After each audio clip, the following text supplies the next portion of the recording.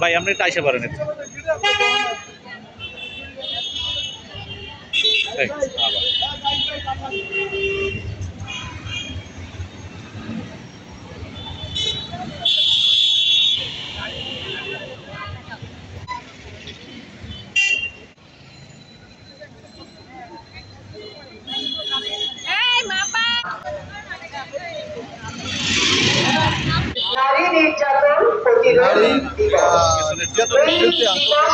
প্রতিবাদ দিবস 2024।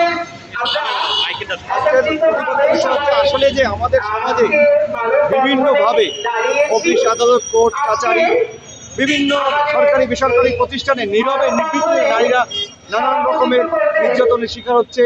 অফিসের বস কর্তৃক নানান রকমের, তো এই নির্যাতনের মাত্রা এত পরিমাণ ক্রমশ বাড়ছে।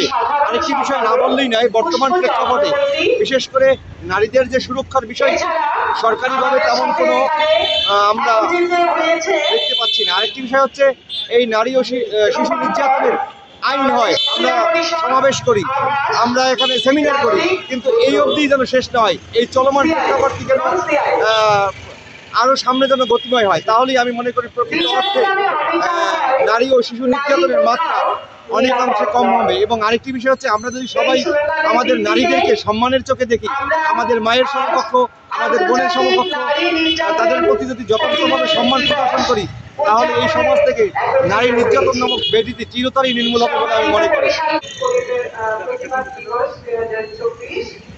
এর স্লোগানটি বিচারের নামে অভিযান হয়, নারী কোথাও নিরাপদ নয়। আমরা আসলে নারী কোথাও নিরাপদ নয় এই কথাটি আর শুনতে চাই না। আমরা চাই নারীরা ঘরে, বাইরে, রাস্তায় সব জায়গায় নিরাপদে চলাফেরা করবে, বসবাস করবে। এমন একটা দিন আমরা দেখতে চাই যেন এই আমরা প্রত্যেকে নিজের ঘর থেকে যদি শুরু করি, তাহলে আমরা সবাই